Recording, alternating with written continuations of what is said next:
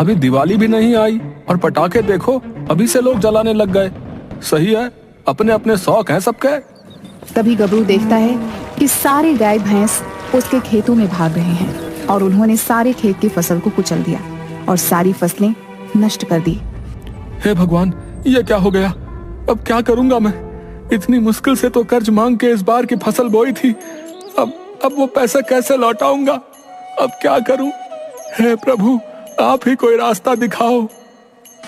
तभी सामने से उन्हें भोला मस्ती आते हुए दिखाई देते हैं और वह अपनी जेब में पटाखे रखते हुए गबरू के खेत के सामने से गुजरने लगते हैं। तभी उन्हें देख गबरू बोलता है, ये पटाखे तुमने जलाए अभी थोड़ी देर पहले?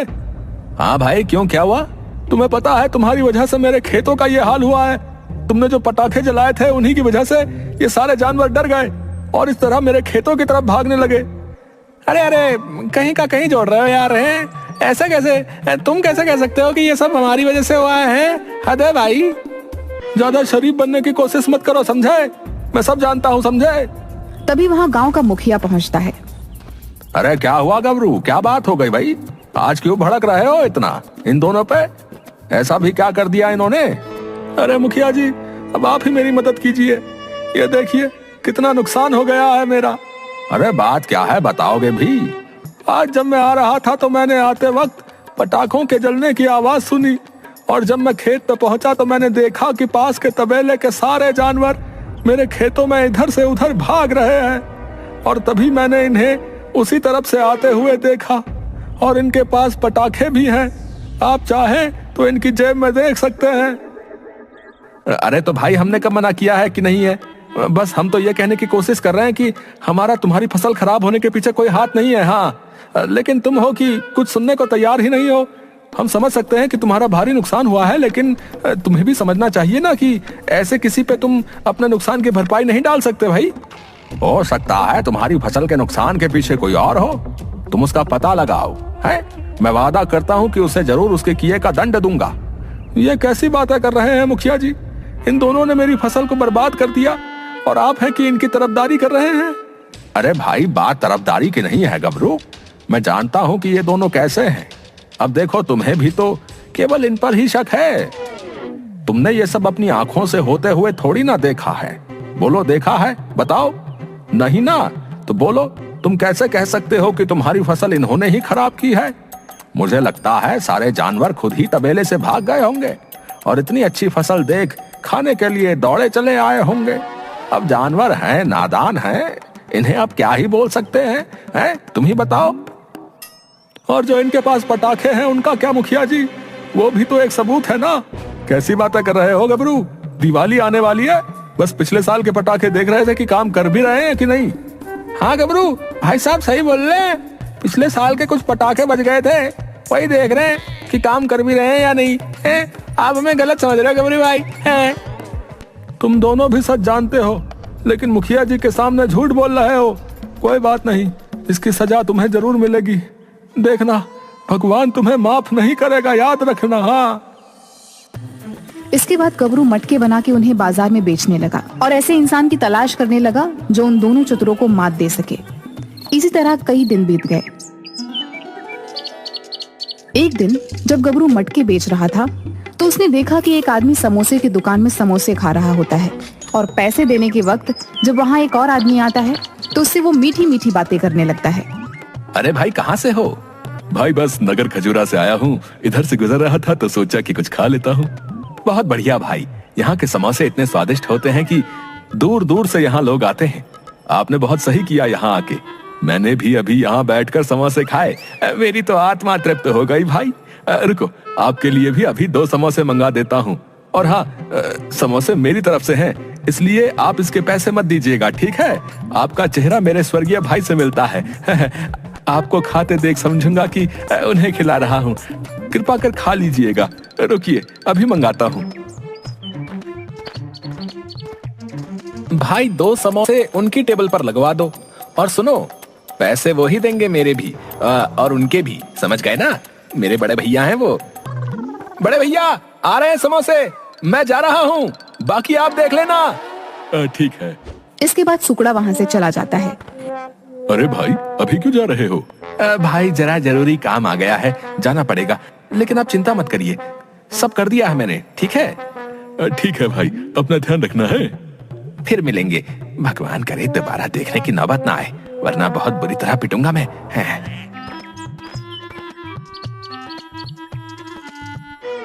आखिरकार मुझे मिल ही गया लोहा, अब यही लोहा उस लोहे को काटेगा। अरे भाई रुको, अरे रुको तो, अरे भाई रुको तो, कहाँ भागे जा रहे हो? क्या हुआ भाई, हो कौन? भाई मेरा नाम गबरू है, इधर पास के ही गांव में रहता हूँ। मैंने अभी देखा तुमने क्या किया, जो भी कहो तुम हो बड़े चतुर। अरे पागल हो क्या, इतनी जोर से मत बोलो, किसी को पता चल गया तो लेने के देने पड़ जाएंगे भाई। अब ये बताओ चाहिए क्या तुम्हें, क्यों मेरे पीछे पड़े हो? अरे भाई पीछे नहीं पड़ा हूँ तुम्हारे, बस तुमसे मदद चाहिए भाई। मदद कैसी? अरे भाई जान न पहचान, तू मेरा मेहमान है। अरे ऐसे मत करो भाई, मुझे तुम्हारी मदद चाहिए। हमारे गांव में 2 लड़के हैं, खुद को बहुत चतुर समझते हैं, लेकिन तुमसे मिलने के बाद मैं समझ गया हूँ कि तुम भाई सबसे बड़े चतुर हो। उसमें क्या नई बात है, वो तो मैं हूँ ही। अरे भाई ये तो तुझे पता है ना कि तू उन दोनों से भी बड़ा चतुर है, लेकिन इधर आसपास के सारे लोग तो उन्हें ही सबसे बड़ा चतुर मानते हैं ना, तो तुम्हारे इतने चतुर होने का क्या फायदा बताओ? अब ये बताओ चाहते क्या हो मुझसे? उन दोनों की वजह से मेरी सारी फसल खराब हो गई भैया। उन्होंने कुछ पटाखे जलाए और उनसे तबेले के सारे जानवर डर गए और वो मेरे खेत की तरफ भागने लगे। कर्ज मांग के फसल बोई थी, अब इस नुकसान को मैं कैसे चुकाऊंगा भैया? उन दोनों को अपनी चतुराई पे बहुत घमंड है ना, मैं उन्हें दिखाना चाहता हूँ कि कोई है जो उनसे भी बड़ा महाचतुर है, जो उन्हें टक्कर दे सकता है। भाई तुम्हारी जरूरत है। बदले में मुझे क्या मिलेगा? इससे ज्यादा भला क्या हो सकता है कि आसपास के सारे तुम्हारी चतुराई की कहानी अपने बच्चों को सुनाए। बोलो इस तरह लोगों को ठग कर क्या मजा है? मजा तो तब है जब सब लोग तुम्हारे गुणगान गाएं, तुम्हारी वाहवाही करें भैया। सोच लो भाई, मुझे तो मिल जाएगा कोई और जो मेरा बदला लेने में मेरी मदद करे, लेकिन तुम्हें यह मौका दोबारा नहीं मिलेगा भैया। सोच लो भाई, सबको साबित कर दो कि तुम कौन हो। हाँ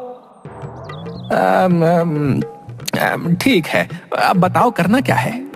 हमें पहले उन दोनों को अलग करना होगा। दोनों जब तक साथ हैं तब तक उनसे आगे जाना थोड़ा मुश्किल हो जाएगा भैया। चलो तुम मेरे साथ। इसके बाद दोनों गांव की तरफ जाते हैं।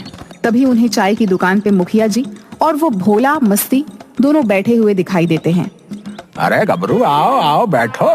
क्या हुआ मुखिया जी, इतने परेशान क्यों हैं आप? क्या बात हो गई? इनसे मिलिए, ये हमारे पास के गांव के मुखिया जी। इन्होंने हमारे गांव के भोला मस्ती के बारे में बहुत सुना है, इसलिए ये इन दोनों के लिए एक चुनौती लेकर आए हैं। अगर इन दोनों ने ये समस्या सुलझा दी तो ये मान जाएंगे कि जो आसपास के गांव वाले कहते हैं वो सच है, लेकिन अभी तक भोला मस्ती भी इस चुनौती का जवाब ढूंढ नहीं पाए हैं। वो सवाल क्या है? ये 3 मूर्तियां हैं, तुम्हें बताना है कि इन मूर्तियों में क्या असमानता है, तभी हम मानेंगे कि लोग जो कहते हैं वो सही कहते हैं। इसके बाद सुकड़ा काफी देर तक उन तीनों को देखता है और वहाँ से भाग जाता है। तभी मस्ती बोलता है, ये तुम्हारा वो चतुर बुद्धिमान है जो हमसे ज्यादा होशियार है भाई। और तीनों मूर्तियों के कानों के अंदर एक एक धागे को डालता है। एक मूर्ति से धागा दूसरे कान से बाहर निकल जाता है, दूसरी मूर्ति से धागा मुंह से बाहर निकल जाता है और तीसरी मूर्ति का धागा उसके पेट से बाहर निकल जाता है। इसके बाद सुकड़ा सबको मूर्ति के इस व्यवहार के बारे में बताता है। पहली मूर्ति बताती है कि कुछ लोग ऐसे होते हैं, जब उन्हें कोई कुछ बताता है तो वो एक कान से सुनकर दूसरे कान से बाहर निकाल देता है। और दूसरी मूर्ति उन लोगों को दर्शाती है जो किसी बात को सुनने के बाद इधर की उधर कर देते हैं। लेकिन ये तीसरी मूर्ति उन भरोसेमंद लोगों का प्रतीक है जिनसे आप अपनी हर बात कह सकते हो, जो आपकी हर बात अपने तक ही रखते हैं। वाह भाई वाह, मान गए भैया, मान गए। आज मैं मान गया कि जो लोग भी इस गांव के बारे में कहते हैं वो सही कहते हैं भैया। जिनके पास तुम्हारे जैसे बुद्धिमान लोग हों, उस गांव का तो विकास निश्चित है। इतना भी क्या खास है इसमें? आज तक सारी मुश्किलें हम दोनों ने ही ठीक की हैं। एक सवाल का जवाब देने से कोई बुद्धिमान नहीं बन जाता है। अच्छा तो ऐसी बात है, तो एक प्रतियोगिता रख लेते हैं तुम दोनों के बीच। जो जीता वही यहाँ का नंबर 1 चतुर। क्या बोलते हो, है मंजूर? हाँ मंजूर है। हाँ हमें भी मंजूर है। तू तो रहने ही दे, तुक्के में जीतने वाले चतुर नहीं कहलाते, समझे? भाई वो तो बाद में ही पता चलेगा। ठीक है, फिर तो तय रहा भैया। अगले हफ्ते हम एक प्रतियोगिता का आयोजन करेंगे जिसमें जीतने वाले को मिलेगा यहाँ का नंबर 1 चतुर का खिताब, समझे? इसके बाद सब अगले हफ्ते प्रतियोगिता स्थल पर पहुंच जाते हैं। आज की प्रतियोगिता के आयोजक हमारे पड़ोसी गांव के मुखिया जी का हम दिल से यहाँ मंच पे स्वागत करते हैं। हम उनसे विनती करते हैं कि वो मंच में आकर प्रतियोगिता को आगे बढ़ाएं। धन्यवाद। आज की प्रतियोगिता में हमारे साथ एक तरफ भोला मस्ती और दूसरी तरफ गबरू और सुकड़ा है। ये प्रतियोगिता हमें बताएगी कि आखिर कौन है यहाँ का नंबर 1 चतुर। इस प्रतियोगिता के 3 चरण होंगे। इनमें से 2 चरणों में आपसे केवल सवाल पूछे जाएंगे, लेकिन तीसरे चरण में आपको अपनी बुद्धिमानी को साबित करना होगा। आपको एक सभा पे निकलना होगा, वहां आपको हर चुनौती का सामना करना होगा और अंत में वहां आपको एक अजीब सा संदूक मिलेगा जिसे आपको हमारे पास लाना होगा। आज के पहले चरण का सवाल 1, ऐसा कौन सा धन है जिसे चोर देख तो सकता है लेकिन चुरा नहीं सकता? इसके बाद भोला, मस्ती और सुकड़ा तीनों इस सवाल का जवाब सोचने लगते हैं। तभी भोला को अचानक कुछ याद आता है और वो तुरंत खड़ा हो जाता है। विद्या। क्या बात है, भोला को मानना पड़ेगा। इतनी जल्दी इस सवाल का उसने बिल्कुल सही जवाब दिया है। विद्या, केवल विद्या ही वो धन है जिसे चोर सिर्फ देख सकता है लेकिन कभी चुरा नहीं सकता। गबरू और सुकड़ा थोड़ा संभल के। भोला, मस्ती अब तुमसे 0-1 से आगे है। अगर अगले चरण में गबरू और सुकड़ा ने भोला मस्ती के समान अंक प्राप्त नहीं किए तो उनका तीसरे चरण में भाग लेना मुश्किल हो जाएगा। बड़े आए हमारी बराबरी करने वाले। यहाँ के सबसे ज्यादा बुद्धिमान तो हम दोनों ही हैं, समझे? अब तो कुछ करना ही होगा, वरना इन दोनों के घमंड को तोड़ने का ये मौका हाथ से निकल जाएगा। चलिए, इसी के साथ दूसरे चरण का सवाल। उस चीज का नाम बताओ जिसे आग जला नहीं सकती, उसे काटा नहीं जा सकता, पानी उसे भिगो नहीं सकती, जो जन्म से लेकर चिता तक साथ चलती है लेकिन फिर भी पूरा जीवन बिना आत्मा के काटती है। ए सोच भाई, जल्दी कुछ सोच। रुक जा ना, सोच रहा हूँ ना। हमसे पहले उन्होंने सोच लिया तो क्या इज्जत रह जाएगी हमारी, जल्दी कर। हाँ तो तू भी तो कुछ सोच ले। सब कुछ मैं ही सोचूं क्या है? दूसरी तरफ सुकड़ा, तुम्हें क्या लगता है इस सवाल का जवाब क्या हो सकता है? हाँ गबरू भैया, वही सोच रहा हूँ। तभी गबरू के हाथ से टेबल पर रखा पानी का ग्लास गिर जाता है। उसकी परछाई से सुकड़ा को सवाल का जवाब मिल जाता है। क्या हुआ सुकड़ा भाई, क्यों मुस्कुरा रहे हो? जल्दी ही पता चल जाएगा। इसका जवाब है परछाई। न जल सकती है, न कट सकती है, न भीग सकती है। यही वो चीज है जो जन्म से लेकर मृत्यु तक साथ चलती है और इसकी कोई आत्मा भी नहीं होती। वाह, तुमने तो दिल खुश कर दिया। इसी के साथ दूसरा चरण भी खत्म हुआ। दोनों ही दल समान अंकों के साथ अब तीसरे चरण में प्रवेश करेंगे और जो भी जीतेगा वही होगा यहाँ का नंबर 1 चतुर। लेकिन तीसरे चरण की प्रतियोगिता कल होगी। कल सुबह गांव की पुरानी वाली गुफा में पहुंच जाइएगा। इसके बाद सभी अपने घर चले जाते हैं।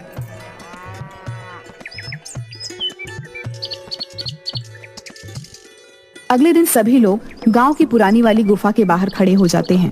थोड़ी देर बाद वहां मुखिया भी आ जाता है।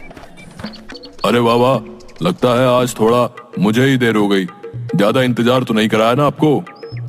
अरे नहीं मुखिया जी, सही समय पे आए हैं। हम सब भी अभी आए हैं।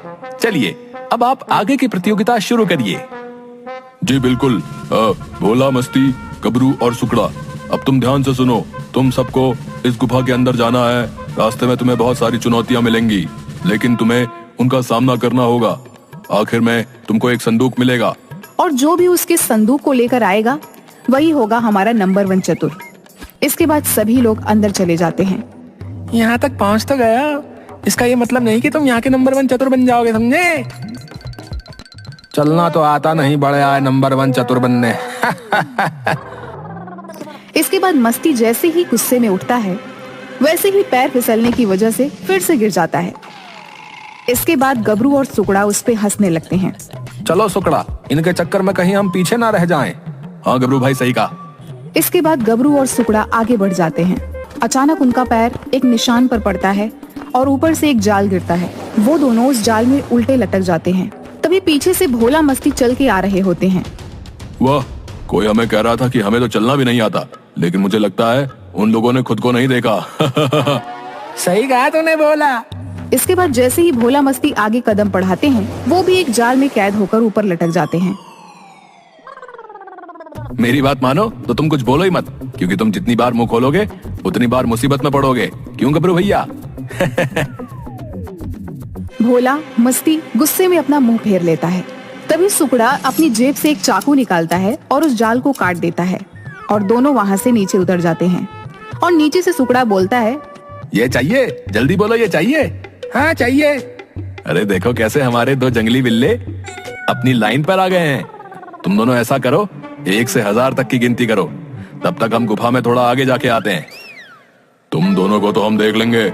हाँ हाँ देख लेना, पर पहले यहाँ से निकलो तो सही। इसके बाद सुकड़ा और गबरू आगे गुफा में निकल जाते हैं। तुम्हारे पास वो चाकू कहाँ से आया? वो मैं हमेशा अपने पास एक चाकू रखता हूँ, क्या पता कब जरूरत पड़ जाए। मेरे गुरुजी कहते थे कि मुसीबतें कभी भी बता के नहीं आती, इसलिए जिन भी चीजों का पता ना हो उन चीजों के लिए भी तैयार रहना चाहिए। तभी उन्हें सामने एक विशाल मूर्ति नजर आती है। एक तीर के निशान का पत्थर मिलता है। कितनी विशाल मूर्ति है भैया, लेकिन ये तीर, इसका क्या मतलब होगा? ये तीर का निशान मुझे लगता है किसी दिशा की ओर संकेत करना चाह रहा है, लेकिन कैसी दिशा?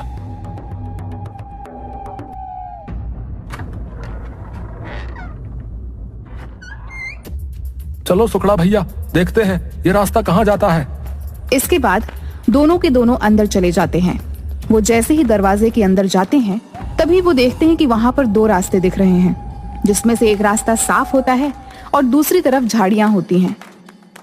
तो गबरू भैया क्या सोचा है, किस तरफ जाएं? सुकड़ा भैया मुझे तो लगता है हमें इन झाड़ियों वाला रास्ता चुनना चाहिए, क्योंकि आसान दिखने वाला रास्ता कभी भी आसान नहीं होता। तभी वहाँ भागकर भोला मस्ती दोनों आ जाते हैं। तो तुम आ ही गए, आओ, इधर 2 रास्ते हैं, तुम कौन सा चुनोगे? तुमसे मतलब? चलो चोरों, हम तो चले। चलो गबरू भैया, जाओ जाओ, हम भी देखते हैं क्या ही उखाड़ लेते हो।